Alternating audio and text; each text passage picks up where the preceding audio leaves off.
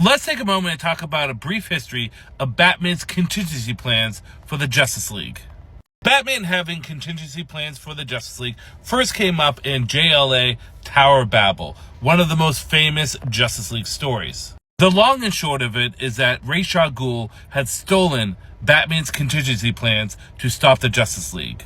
Among these contingency plans were to freeze and shatter Plastic Man and use fear toxin on Aquaman, making Aquaman afraid of water. We find out that Martian Manhunter has nanites in his body that keep him constantly on fire, making it impossible for him to do anything because that is his weakness. When it comes down to Green Lantern Kyle Rayner, Batman makes him go blind because without his sight, he's not going to be able to do much as a Green Lantern.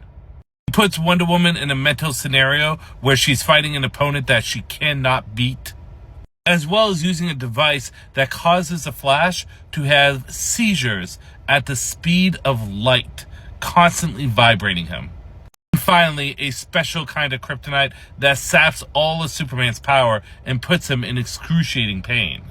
After the Justice League defeated Ra's al Ghul and was able to come back together, they would have a vote on whether or not to keep Batman in the Justice League. It was a massive debate between leaguers on whether or not they should keep Batman, whether or not he was justified to have his plans. Characters like Martian Manhunter and Green Lantern sided for Batman, while as characters like Aquaman and Wonder Woman just didn't trust him anymore. The swing vote was to be Superman's.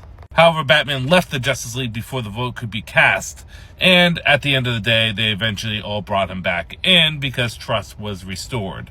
Funny enough, Superman already knew about Batman's contingency plan, at least to a degree with him, and Action Comics 654 set post-crisis. This is actually the issue in which Superman gives Batman his kryptonite ring that he took from Luthor. This is a great issue and a great interaction in which basically Superman says, there's always going to be someone that's trying to turn my powers against the world, and I need to give the ring to someone who I can trust.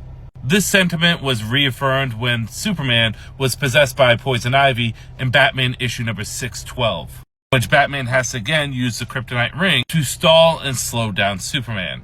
Of which Superman comments that he knew he made the right decision, the right person to give the ring to.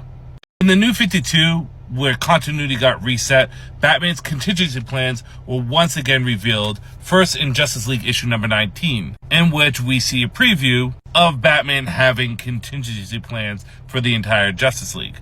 We don't know what they are, but they're there.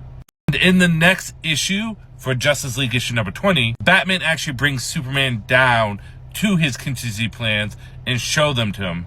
We find out two interesting things. One is that Wonder Woman doesn't have a contingency plan in the New 52. That Superman is the contingency plan. Second is that Batman actually created a seventh contingency plan for himself, which was not the case in post-crisis. He gives this seventh contingency plan to Superman, almost mirroring Superman giving the kryptonite ring to Batman. Superman looks at it, and we never figure out what it is, but it must be something big. Batman and Catwoman would later have to use these contingency plans in Forever Evil issue number 4, in which Batman shows you what the contingency plan is for each Justice League member for the most part. Batman's plan was to use these contingency plans to fight against the crime syndicate, which is the evil Earth 3 version of the Justice League. We see that there's a kryptonite ring to fight against Superman, a Sinestro Corps ring to combat against Green Lantern, a lightning rod from the future to deal with the Flash, a mother box for Cyborg. We don't get to see what is used for Aquaman because his Earth 3 version, Sea King, was dead, so they didn't need it. And finally, again, we see that there is nothing for Wonder Woman. Funny enough, during the Rebirth era, where bits and pieces of post-crisis continuity was flowing back in to the main continuity, we had post-crisis Superman instead of New 52 Superman, who had previously died. And it is in issue number 14 that post-crisis Superman actually spills the beans on Batman having contingency plans. He tells the Justice League that he has them on everyone. Batman goes into justifying why he needs it and why he thinks it's important to have some kind of plan put in place for the most powerful team on Earth. Despite the fact that he outed Batman, post-crisis Superman actually says, at the end of the day, I wasn't good about it at first, but I got used to it, and after a while, it felt reassuring knowing that there would always be someone there to stop me if I ever went bad. Now, as you know, things got changed up in the Superman Reborn storyline, where post-crisis and New 52 Superman got merged back together. If Rebirth was the first in a long line of steps to getting DC's continuity to where it is today, this is actually the second.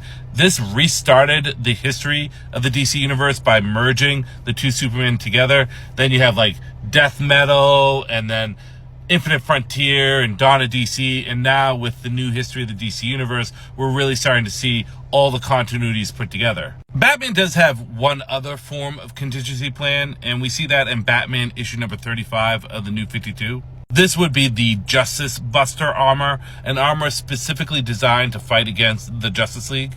Not only is it physically capable of going up against Justice League members, but we see it has a veil of lies for Wonder Woman. Can create a lubricant coating that is frictionless to deal with the Flash, a moisture absorbing foam to go up against Aquaman, and Red Sun knuckles that were used to fight against Superman.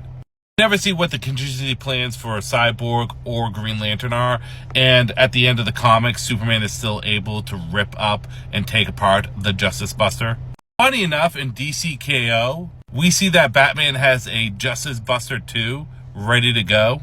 Which, I'm going to be honest with you, this looks goofy as hell. This looks like some kind of like submersible from the 1920s. It looks bad. And spoiler alert for anyone that hasn't read DCKO yet. But it really wasn't that effective, seeing that Joker with, I guess, a harpoon was able to kill Batman with it. So how impressive it is, we will never know. It looks pretty shitty. And yeah, that's a brief history on Batman's contingency plans for the Justice League.